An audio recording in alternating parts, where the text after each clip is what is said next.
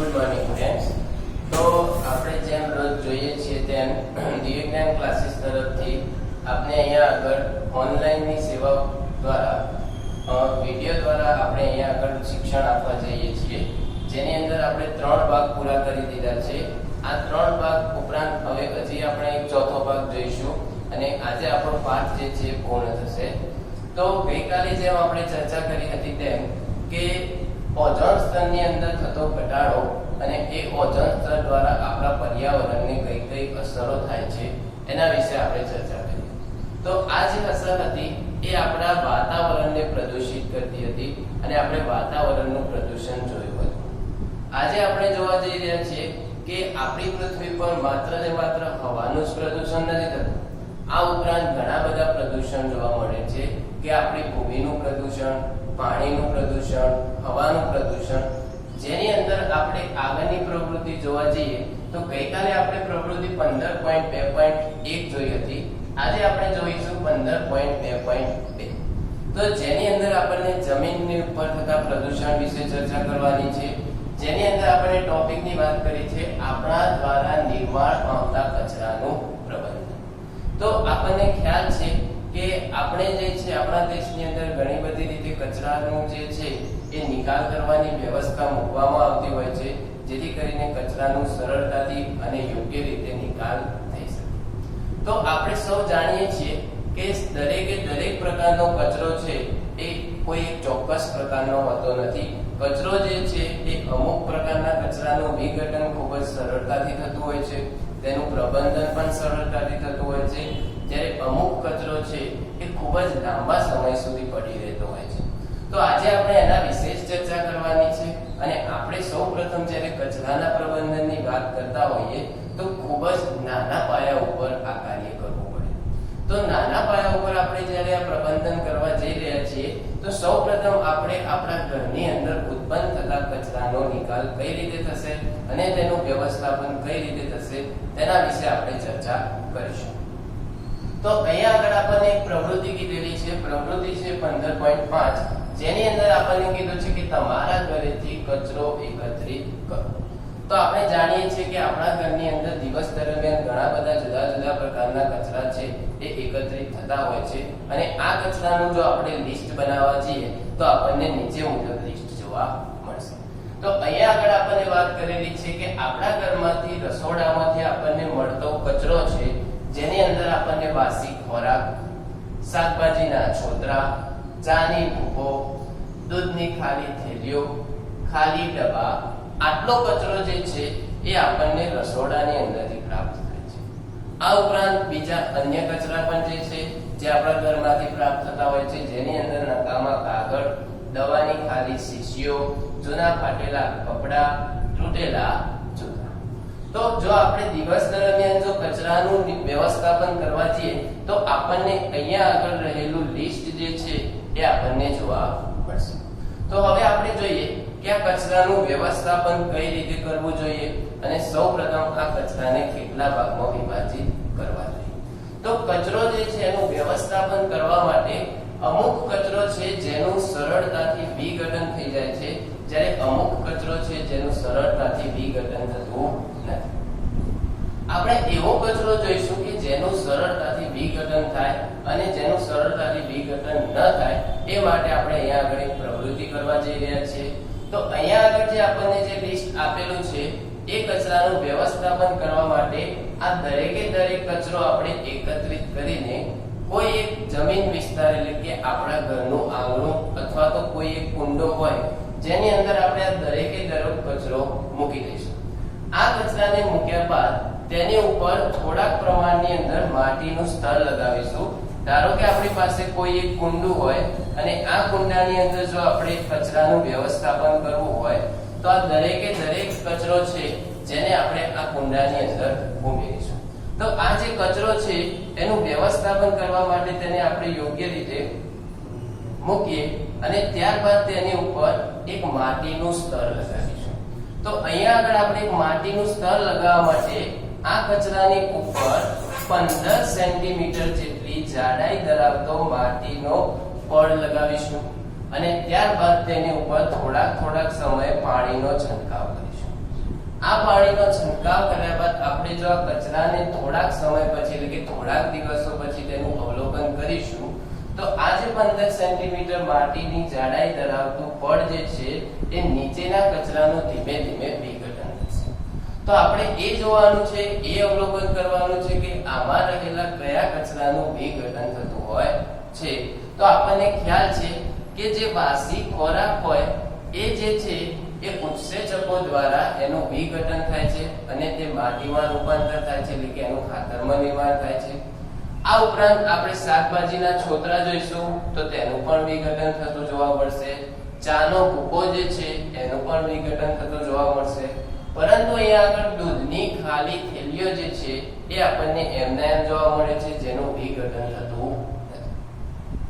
આ ઉપરાંત પ્લાસ્ટિકના ખાલી ડબ્બા છે તેનું પણ વિઘટન થતું નથી. નકામા કાગળ છે તેનું વિઘટન થઈ જાય છે. દવાની ખાલી શીશીઓનું વિઘટન થતું નથી. જુદા ફાટેલા કપડાનું વિઘટન થાય છે અને તૂટેલા જૂતાનું પણ વિઘટન થતું જોવા મળે છે. તો આ રીતે આપણે જોયું કે અમુક પદાર્થ છે એનું વિઘટન થતું જોવા મળે છે અને અમુક પદાર્થનું વિઘટન થતું જોવા મળતું નથી. એટલે આ પ્રવૃત્તિના આધારે આપણને એ ખ્યાલ આવે છે કે આપણે અહીંયા આગળ બે પ્રકારનો કચરો જોઈએ છે. જેની અંદર એક કચરો છે જેનું વિઘટન થાય છે તો તે પ્રકારના કચરાને જૈવ વિઘટનીય કચરા તરીકે આપણે ઓળખીશું અને જેનું વિઘટન જોવા મળતું નથી તેવા પ્રકારના કચરાને આપણે જૈવ અવિઘટનીય તરીકે ઓળખવા જઈશું. તો જૈવ વિઘટનીય અને જૈવ અવિઘટનીય કચરો છે એ રીતે આપણે એના બે ભાગની અંદર રૂપાંતર કરીશું અને આપણને આ પ્રકારના કચરા જોવા. તો હવે આપણે જોઈએ કે જૈવ વિઘટનીય કચરો છે એનું વિઘટન કઈ રીતે થાય છે અને શા માટે. તો આ પ્રકારનો જે કચરો છે એ વનસ્પતિ દ્વારા ઉત્પન્ન થતો જોવા મળે છે. વનસ્પતિઓના અમુક ભાગ છે એ કચરાની અંદર યોગ્ય રીતે સમાયેલા હોય છે જેથી કરીને આ વિઘટનીય કચરો છે એની અંદર આપણે જ્યારે ચર્ચા કરી હતી આહાર શૃંખલાની, તો આહાર શૃંખલાની અંદર જે છેલ્લી શ્રેણી હતી એની અંદર વિઘટકોનો સમાવેશ થતો હતો જેની અંદર આપણે સૂક્ષ્મ જીવાણુઓ અને બેક્ટેરિયા જોયા હતા. તો આ જે જૈવ વિઘટનીય કચરો છે, આ જૈવ વિઘટનીય કચરાનું જે છે એ વિઘટન જે સૂક્ષ્મ જીવાણુઓ છે તેના દ્વારા થતું હોય છે. એટલે આ કચરો વિઘટનીય થતો હોય છે જ્યારે આ કચરો એમને એમ સુધી પડી રહે છે.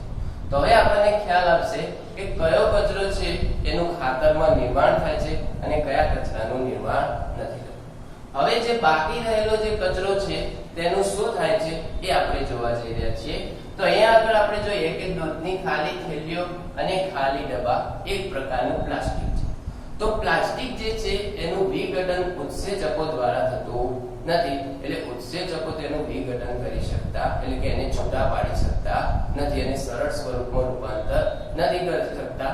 એટલા માટે હજારો વર્ષો સુધી પ્લાસ્ટિક જે છે એ અંધાયમ જમીનમાંથી ફરીથી આપણને પ્રાપ્ત થાય છે અને તે જમીનને પ્રદૂષિત કરે છે.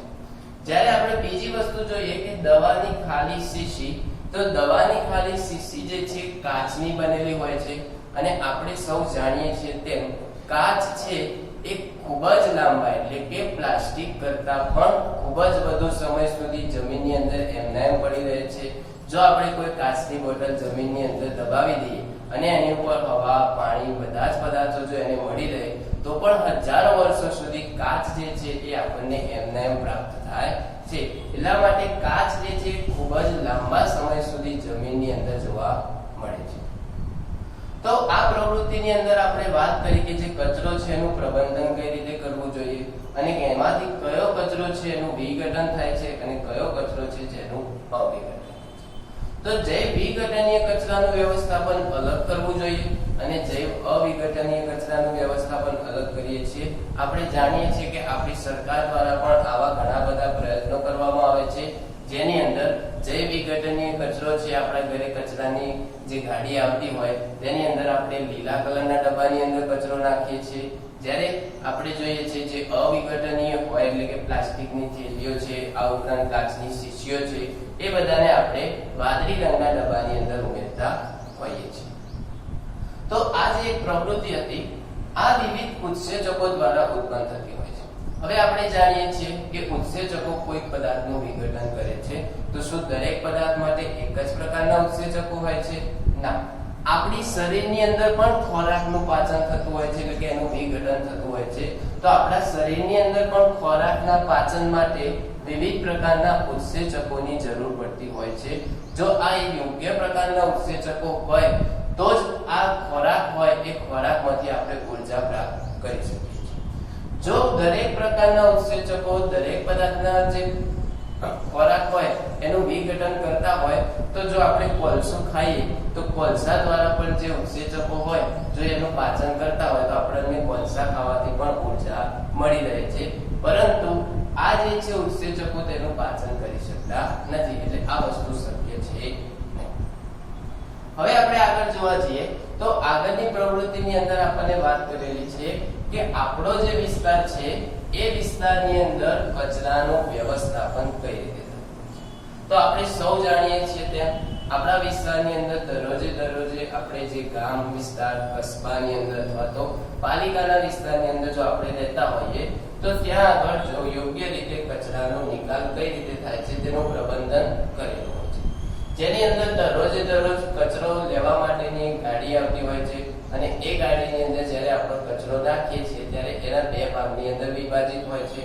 એક જે છે એ લીલા કલરનો ડબ્બો છે જેની અંદર જે વિઘટનીય હોય અને એક વાદળી કલરનો ડબ્બો હોય જેની અંદર અવિઘટનીય પ્રકારનો કચરો છે એ એની અંદર ઉમેરવામાં આવે છે.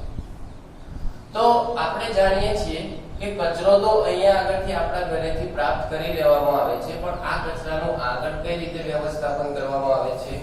તો એક કોઈ જમીન હોય એ જમીન જે છે એમના દ્વારા ભાડે લેવામાં આવેલી હોય અને એ જમીનની ઉપર કચરાનું પ્રબંધન કરવામાં. ત્યાં આગળ જ્યારે જાય એ વખતે એના અમુક વિભાગો પાડવામાં આવે છે કે જેની અંદર જે પદાર્થ છે એનું વિઘટન થાય, એ વિઘટન થતા પદાર્થો એનું અલગ પ્રબંધન હોય છે અને અવિઘટનીય પદાર્થો હોય જેનું અલગ રીતે પ્રબંધન થતું હોય. તો આ વિઘટનીય છે એમાંથી તો ખાતર જે છે એ સરકાર દ્વારા ઉત્પન્ન કરી દેવામાં આવતું હોય છે, પરંતુ આ જે અવિઘટનીય કચરો છે આ અવિઘટનીય કચરાની અંદરથી આપણે રિસાયકલ કરવું જરૂરી છે. જ્યારે આપણે આગળના પાઠની અંદર જઈશું ત્યારે આપણને 5 પ્રકારના આર વિશે ભણવાનું આવશે. જે 5 પ્રકારના આર ની અંદર રિસાયકલ હશે, રિડ્યુસ હશે, રીયુઝ હશે, એ બધો જ ભાગ છે એ આપણને અવિઘટનીય ની અંદર જોવા મળશે. એટલે કે આ જે કચરો છે એનો ફરીથી કઈ રીતે ઉપયોગ કરવો અથવા તો આ કચરાની અંદરથી કેવી રીતે નવા પદાર્થોનું નિર્માણ કરવું એના વિશે આપણે આગળ ચર્ચા કરવાની આવશે. તો આપણે સૌ જાણીએ છીએ તેમ કે આપણા વિસ્તારની અંદર કચરાનું પ્રબંધન યોગ્ય રીતે થતું હોય છે અને આ કચરો ચોક્કસ જગ્યાએ લઈ જઈ અને તેનું રિસાયકલ કરવામાં આવતું હોય છે અને એમાંથી એ કચરાનો મુદ્દો ઓછો કરવામાં આવે છે. તો ઘણા બધા વિકાસશીલ દેશો છે, આ વિકાસશીલ દેશોની અંદર હજી સુધી કચરાનું યોગ્ય રીતે પ્રબંધન જોવા મળતું નથી, પરંતુ જ્યારે વિકસિત દેશો હોય કે જેમનો વિકાસ સંપૂર્ણ રીતે થયેલો હોય આવા જે દેશો છે એ પોતાના દેશની અંદર ઉત્પન્ન થતા કચરાનું યોગ્ય રીતે એનું પ્રબંધન કરતા હોય છે અને તે 100% જે કચરો હોય એ 100% કચરો અવિઘટનીય હોય તેનો ફરીથી ઉપયોગમાં લેતા હોય છે અને પર્યાવરણને બચાવવાનું કાર્ય કરે છે.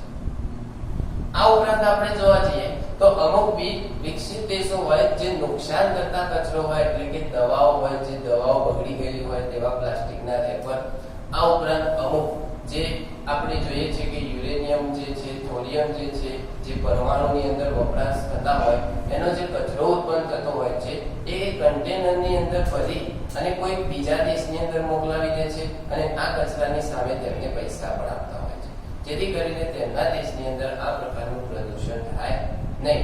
પરંતુ આપણે એ કચરાનો પણ યોગ્ય રીતે નિકાલ કરવો જરૂરી છે, જેથી કરીને આપણે કચરાનું યોગ્ય રીતે વ્યવસ્થાપન કરી શકીએ. હવે આપણે પ્રવૃત્તિ આગળ જોઈએ તો આગળની પ્રવૃત્તિની અંદર આપણે વાત કરેલી છે કે સુએજ ટ્રીટમેન્ટની વ્યવસ્થા. તો સુએજ ટ્રીટમેન્ટ એટલે શું? કે આપણા ઘરની અંદર જે ખાડો હોય અથવા તો જે અન્ય કોઈ પ્રકારનો રસોડાની અંદરથી જે પાણી સાથે જે અન્ય કચરો ઉત્પન્ન થતો હોય એ જે કચરો છે એ મિશ્ર થઈ અને આપણે ગટરની અંદર ગટર લાઈન દ્વારા આગળ જતો હોય છે. અને એ ગટર લાઈનની દ્વારા કચરો છે એ ગામની અથવા તો કોઈ શહેરના વિસ્તારની બહારના ભાગમાં એને મોકલવામાં આવે છે, જેને આપણે ગટર વ્યવસ્થાને આપણે સુએજ વ્યવસ્થા તરીકે પણ ઓળખીએ છીએ. તો સુએજ વ્યવસ્થા અત્યારે હાલથી પ્રચલિત નથી. આપ સૌ જાણો છો તેમ કે આપણે જ્યારે સમાજ વિદ્યાની અંદર જૂના પાઠોની અંદર આગળના ધોરણની અંદર અભ્યાસ કરતા હતા ત્યારે જે પ્રાચીન નગરો હતા એ પ્રાચીન નગરોની અંદર ધોળાવીરા અને લોથલ જેવા અથવા તો મોહેંજો-દડો જેવા વિસ્તારોની અંદર ખૂબ જ સરસ મજાની સુએજ વ્યવસ્થાની ટ્રીટમેન્ટ ગોઠવવામાં આવી હતી. તો આપણા દેશની અંદર આજથી ઈસવીસનની પૂર્વે 2500 વર્ષ પહેલા પણ આ પ્રકારની સુએજ ટ્રીટમેન્ટ જોવા મળે છે અને જેના દ્વારા સુએજ કચરાનો યોગ્ય રીતે નિકાલ કરવામાં આવે છે. તો સુએજ ટ્રીટમેન્ટ જે છે એ પાણીની સાથે અન્ય પદાર્થોનો કચરો હોય છે, જેનું વ્યવસ્થાપન ગટર લાઈન દ્વારા કરવામાં આવતું હોય છે. પરંતુ આ ગટર લાઈન દ્વારા જતો જે કચરો છે એ આગળ જઈને ક્યાં આગળ મળે છે એ આપણે જાણવું ખૂબ જ જરૂરી છે. તો અમુક વિસ્તારો તમે જોતા હશો કે નાના ગામડા કે અથવા તો એવો કોઈ વિસ્તાર હોય તો આ જે સુએજ ટ્રીટમેન્ટ હોય એ સુએજ ટ્રીટમેન્ટની વ્યવસ્થા આગળ જે છે ગામ પૂરું થાય ત્યારે કોઈ એક તળાવ ખોદેલું હોય ને તેની અંદર આ કચરો નાખી દેવામાં આવતો હોય છે. તો આ પ્રકારની જે વ્યવસ્થા છે એને યોગ્ય પ્રકારની વ્યવસ્થા ના કહી શકાય, કારણ જે સુએજ વ્યવસ્થા હોય એની અંદર માત્ર ને માત્ર 10% જ કચરો હોય છે અને એની અંદર 90% ભાગ પાણીનો જોવા મળે છે. તો આ સુએજ ટ્રીટમેન્ટની અંદર આપણે આ પાણીને પણ રિસાયકલ કરી શકીએ છીએ અને તેને ફરીથી શુદ્ધ કરી અને કચરો અલગ કરી શકીએ છીએ. તો હવે આપણને પ્રશ્ન થાય કે સુએજ દ્વારા જે શુદ્ધ થયેલું પાણી હોય એનો ફરીથી પીવા માટે ઉપયોગ કરીશું? તો ના. તો આપણે જે આ સુએજ ટ્રીટમેન્ટ દ્વારા જે ફરીથી પાણી પ્રાપ્ત કરીએ છીએ શુદ્ધ, એ પાણીનો શું ઉપયોગ કરી શકીએ? તો આપણે તેને ખેતીમાં ઉપયોગ લઈ શકીએ છીએ. આ ઉપરાંત અન્ય કોઈ કારખાનાઓ અથવા તો અન્ય કોઈ મિલોની અંદર તેનો યોગ્ય રીતે ઉપયોગ કરી શકીએ, જેથી કરીને આપણે પીવાના પાણીની યોગ્ય રીતે બચત કરી શકીએ છીએ. તો સુએજ ટ્રીટમેન્ટ જે છે એ ઘણા બધા વિકસિત દેશોની અંદર આ પ્રકારે કાર્ય કરતી હોય છે, પરંતુ અત્યારે હાલ ભારતના એવા ઘણા બધા ગામડાઓ અથવા તો શહેરો છે કે જ્યાં આગળ આ સુએજ વ્યવસ્થા યોગ્ય રીતે જોવા મળતી નથી અને અમુક પ્રકારના ગામડા એવા પણ છે કે જ્યાં આગળ આપણને આ પ્રકારની ગટર લાઈન પણ જોવા મળતી નથી. લોકો સીધું ઘરની બહાર કચરાનો નિકાલ કરતા હોય છે. તો ગવર્નમેન્ટ દ્વારા આપણા ભારત દેશની અંદર આ જે વ્યવસ્થા છે એ યોગ્ય રીતે ચાલે અને આગળ જાય એ માટે પણ ઘણા બધા પગલાં લેવામાં આવેલા છે. તો અહીંયા આગળ આપણે વાત કરી કે આપણા ભારત દેશની અંદર આપણે જે પર્યાવરણને કચરા દ્વારા કઈ રીતે નુકસાન થતું હોય છે એના અમુક વિભાગો પાડ્યા હતા, જેની અંદર આપણે જે કચરો છે એ કચરો આપણા ઘરની અંદરથી ઉત્પન્ન થતો હોય છે, એ કચરો, હવાનો કચરો એટલે કે હવાની અંદર જે પ્રદૂષણ જોવા મળે છે તે, અને આ ઉપરાંત આપણા વિસ્તારની અંદર કચરાનું વ્યવસ્થાપન કઈ રીતે થાય છે તે, અને પ્રવૃત્તિની અંદર આપણે જે સુએજ ટ્રીટમેન્ટ વિશે વાત કરી, એ સુએજ ટ્રીટમેન્ટ કઈ રીતે કાર્ય કરે છે એના વિશે આપણે ચર્ચા કરી.